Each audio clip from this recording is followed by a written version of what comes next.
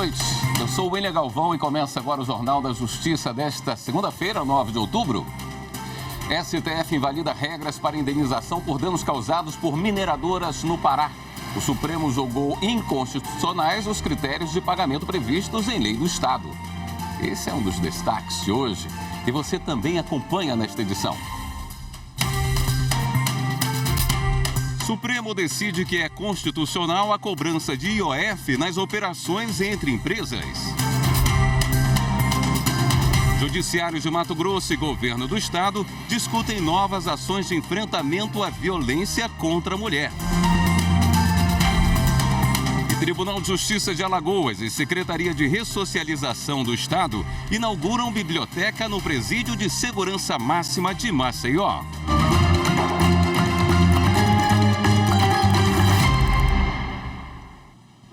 O Supremo Tribunal Federal decidiu em sessão virtual que é constitucional a incidência de IOF, um imposto sobre operações financeiras, em empréstimos entre empresas. O repórter Pablo Lemos tem as informações.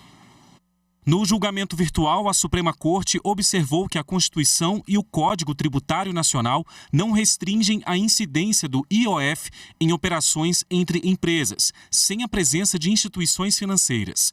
O relator do caso, o ministro Cristiano Zanin, destacou que, como o imposto é um tributo que incide sobre operações de crédito, o empréstimo entre empresas se caracteriza como operação do mesmo gênero. O entendimento do Supremo sobre o assunto foi firmado em uma ação proposta por uma fabricante de autopeças no Rio Grande do Sul.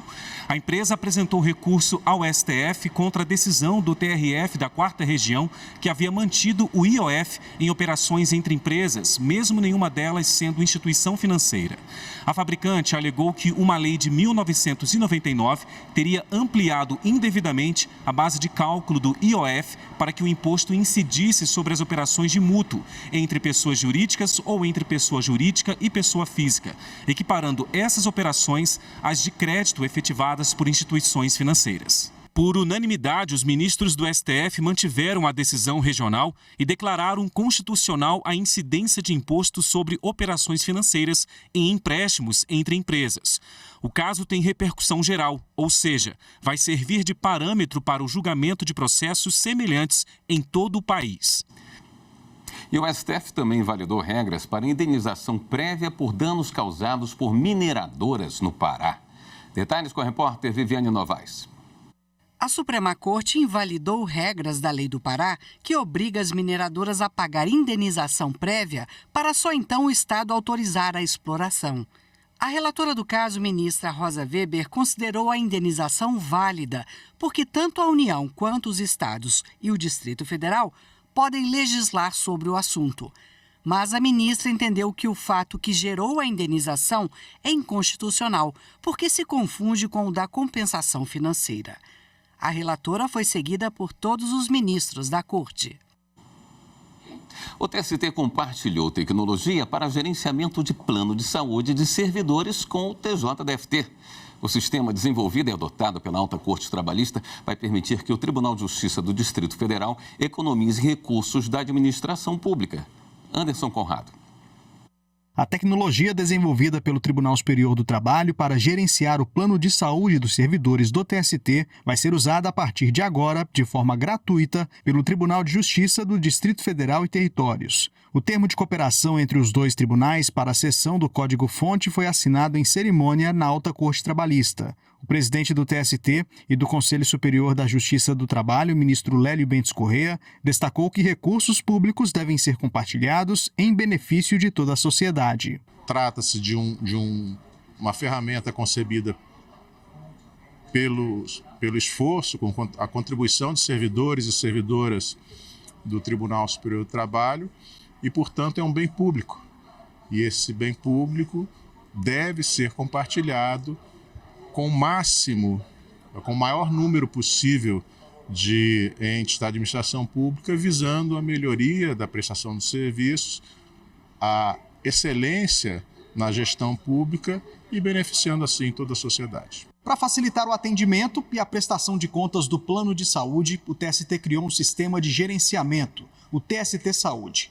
Esse programa foi desenvolvido por equipes de tecnologia e informação do tribunal e contou com a participação da Coordenadoria de Saúde Complementar, da Comissão do Plano de Saúde do TST e da Secretaria de Saúde da Mais Alta Corte Trabalhista. É um acolhimento que nós fazemos com o processo de gestão. E é uma gestão realmente complexa porque representa toda uma conquista, não é?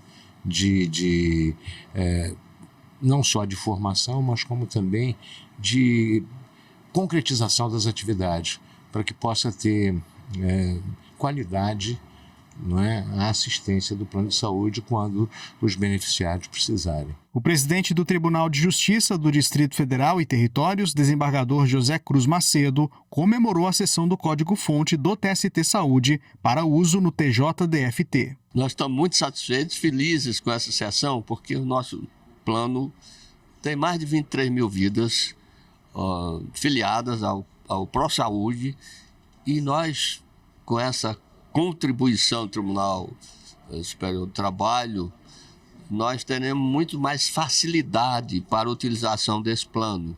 E teremos também mais economia, aliás, bastante economia, porque hoje nós temos um sistema contratado que é caro para o tribunal. A seguir, Tribunal de Justiça de Alagoas e a Secretaria de Ressocialização do Estado inauguram biblioteca no Presídio de Segurança Máxima de Maceió. Até já!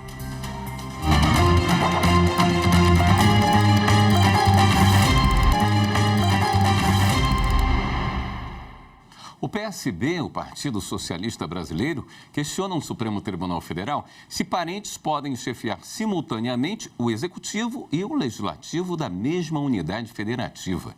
O repórter Pablo Lemos traz os detalhes. Na ação apresentada ao Supremo, o PSB argumenta que a Constituição Federal estabeleceu a inelegibilidade por parentesco, mas que tem se tornado cada vez mais comum que pai e filho ocupem ao mesmo tempo a presidência da Casa Legislativa e a Prefeitura ou o governo estadual. De acordo com o partido, o domínio de uma mesma família na chefia de dois poderes compromete a moralidade e a impessoalidade da administração pública e afeta a fiscalização das ações e das contas do Executivo. O PSB pede ao STF a concessão de medida cautelar para impedir a prática, a partir do mandato das mesas diretoras do biênio 2025-2026, preservando os mandatos já iniciados em âmbito municipal e estadual em biênios anteriores. No Rio Grande do Sul já está em funcionamento a primeira Câmara Especial Criminal. Ela foi aprovada pelo órgão especial do Tribunal de Justiça do Estado em dezembro do ano passado. As informações com Matheus Beck. A primeira Câmara Especial Criminal pertence ao primeiro grupo criminal e possui a mesma competência das outras 3 câmaras criminais. Ela é composta por 5 desembargadores e foi constituída para julgar processos de crimes contra a pessoa, contra a honra e especialmente aqueles relacionados ao tráfico de drogas. Antigamente, o crime de tráfico de drogas, ele era muito aquém do que nós temos atualmente. Com o passar do tempo, esse tipo de delito e todos aqueles a eles conexos, lavagem de dinheiro, organização criminosa, passaram a ser extremamente importantes, não só em termos qualitativos, mas também em termos quantitativos. E as 3 primeiras câmaras do tribunal, ao longo do tempo, começaram a ser assoberbadas comparativamente em relação às câmaras altas do Tribunal de Justiça. Então, a administração sensível a essa reivindicação dos desembargadores integrantes das 3 primeiras câmaras criminais do TJ, acabaram fazendo essa reivindicação de criação de mais uma Câmara e o Tribunal finalmente criou e instalou hoje essa Câmara com a mesma competência, o que alivia a distribuição para as 3 primeiras câmaras. Na primeira sessão, a pauta reuniu pedidos de habeas corpus e apelações criminais envolvendo processos de várias regiões do Estado. A primeira decisão foi um pedido de soltura negado oriundo da vara criminal da comarca de Santana do Livramento. Resolvemos fazer uma primeira sessão dentro de 30 dias, como determina o regimento, e fundamentalmente estamos julgando hoje, em termos presenciais, habeas corpus, mas também alguns julgados já de mérito em apelações e agravos em execução que estão postos e foram postos na sessão virtual. Antes do início dos julgamentos, o presidente em exercício na ocasião do evento, desembargador Alberto Delgado Neto, destacou que a criação da Câmara acompanha o avanço na capacidade de investigação das forças policiais e oferece uma resposta ágil do Judiciário ao crescimento dos crimes de entorpecentes. O Estado é um só. E temos 3 poderes e todos devem caminhar de forma harmônica para o atendimento da população. E estamos acompanhando isso, não é, com todos os nossos esforços para que também tenhamos os avanços tecnológicos e, no caso da Câmara Criminal, não permitamos que avance o estado de criminalidade no Rio Grande do Sul. O primeiro vice-presidente do Tribunal de Justiça do Estado observou ainda que a instalação desta Câmara servirá para avaliar a tramitação processual com as novas estruturas digitais do Tribunal e projetar a expansão para outras câmaras e juízos. Como nós passamos para a Justiça Virtual, naturalmente que os fluxos internos de trâmite processual, muitos deles capturado pela automação dos sistemas, precisam ser revistos e terão reflexos naturalmente em toda a estrutura de funcionamento do Judiciário de primeiro e de segundo grau. Como instalamos 2 câmaras novas, uma na área de família e uma na área criminal, essas 2 já terão início na implantação dessa nova estrutura para o futuro digital e depois, com esses projetos pilotos, teremos condições de espraiar isso para as demais unidades de administração da jurisdição. O Tribunal de Justiça de Alagoas e a Secretaria de Ressocialização e Inclusão Social do Estado inauguraram uma biblioteca no sistema prisional.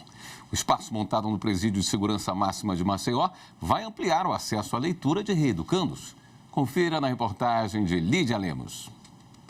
O Presídio de Segurança Máxima de Maceió agora tem uma importante ferramenta de ressocialização, uma biblioteca. O espaço foi inaugurado pelo Judiciário Alagoano, em parceria com a Secretaria de Ressocialização e Inclusão Social, a SERES. A biblioteca recebeu o nome do desembargador José Fernando Lima Souza, pai do presidente do TJ, desembargador Fernando Tourinho. Eu tenho certeza que ele está muito feliz com esta homenagem.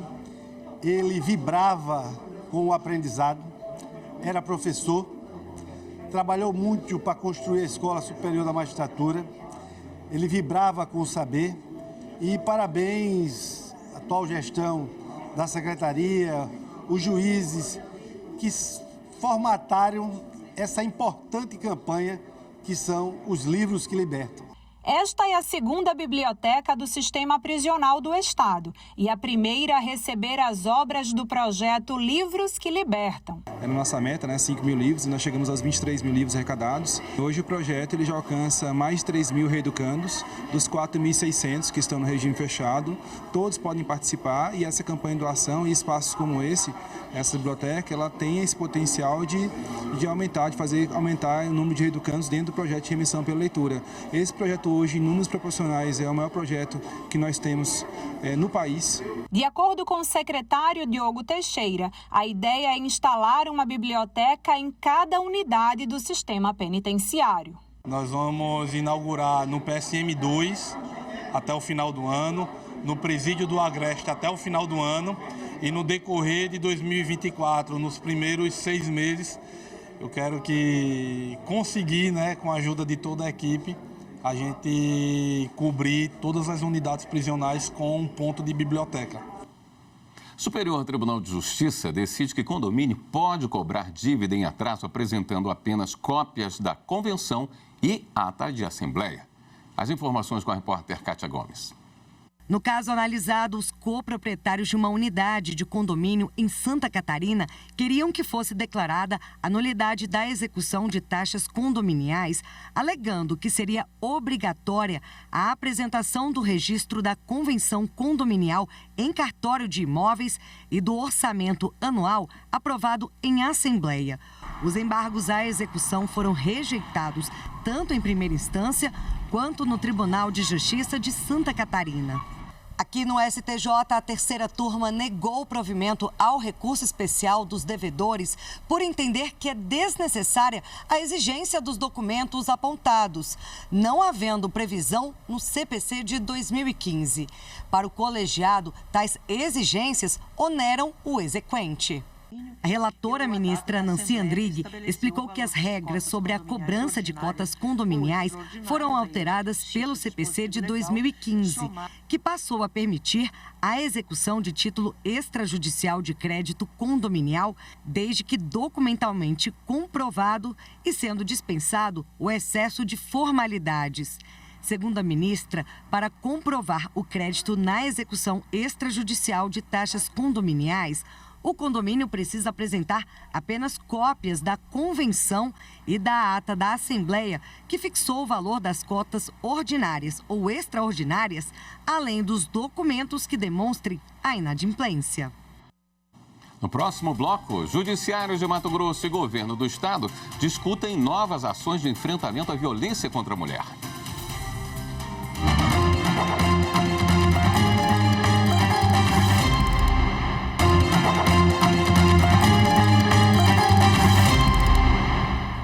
A Vara de Curatelas de Porto Alegre promoveu um encontro de curadores dativos.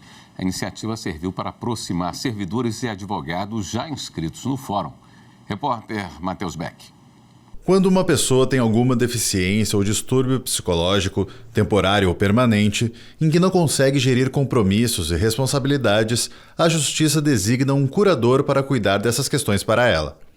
E quando os envolvidos não possuem parentes aptos a fazer isso, são nomeados os chamados curadores dativos. Nós temos um leque, né, seria uma doença mental, que pode ser transitória, o estado mais grave dessa doença, que tire a autonomia dessa pessoa, porque ela pode ter uma autonomia restrita por um período, né? Por exemplo, nós temos, a pessoa que é esquizofrênica, ela vai ser esquizofrênica a vida inteira, mas ela tem períodos que ela consegue se autogerir, ela consegue trabalhar, ela consegue interagir, e tem períodos que ela não consegue. Então, nesses períodos é que se tem o processo de curatela, né?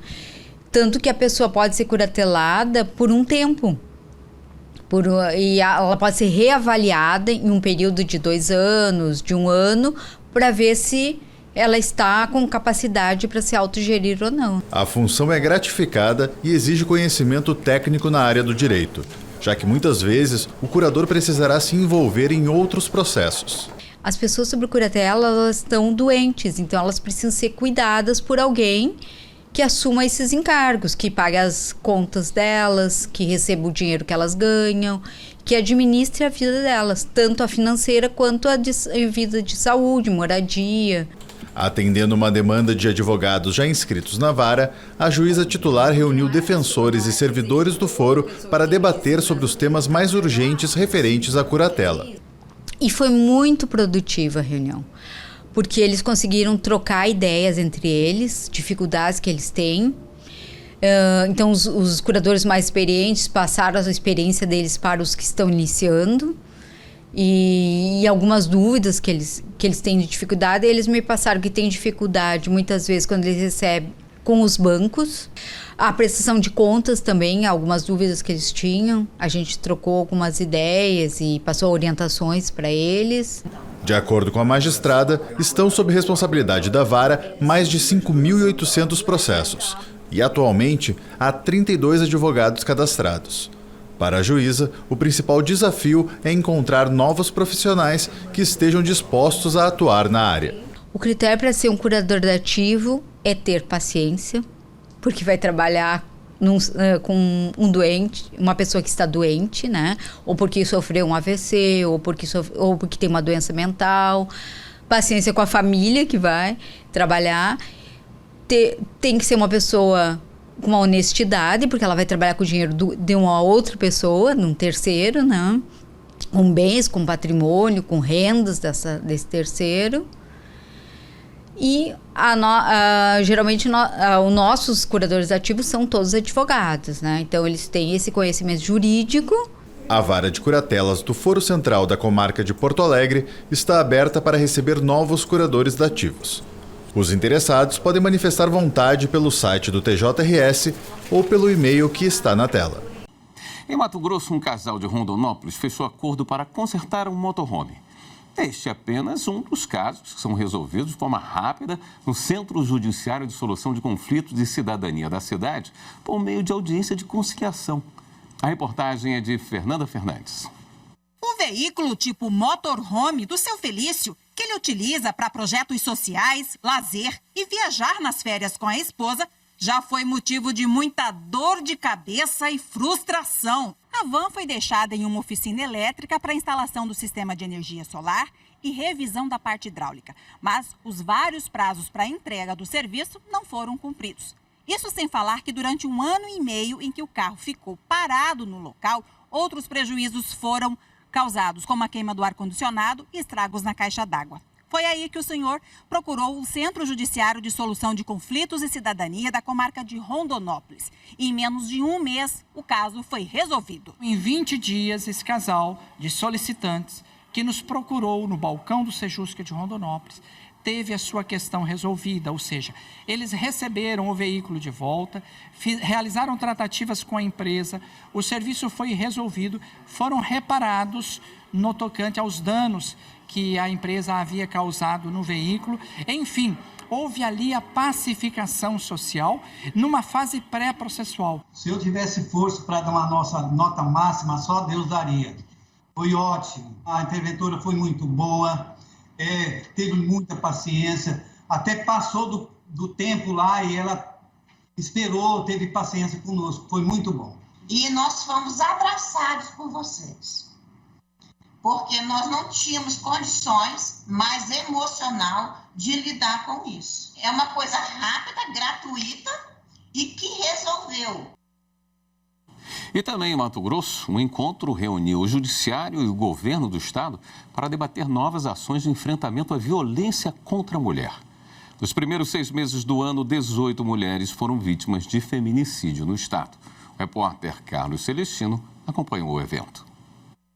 No encontro estadual sobre enfrentamento da violência contra as mulheres, a vice-presidente do Tribunal de Justiça de Mato Grosso, desembargadora Maria Erotides Knaiper, ministrou palestra sobre a evolução do combate à violência contra a mulher e, junto com o governador de Mato Grosso, Mauro Mendes, e a primeira-dama Virgínia Mendes, assinaram um termo de lançamento do programa Ser Família Mulher, uma política pública de assistência financeira no valor de R$ 600 para ajudar mulheres de violência doméstica. Eu penso que esse programa Ser Mulher Família e junto com as ações do Ser Mulher do Poder Judiciário realmente vão fortalecer o posicionamento da mulher e também a proteção dos seus direitos humanos. Em Mato Grosso, o número de mulheres e meninas mortas é assustador. O Anuário Estatístico da Diretoria de Inteligência da Polícia Judiciária mostra que somente no primeiro semestre deste ano, 43 vidas foram ceifadas.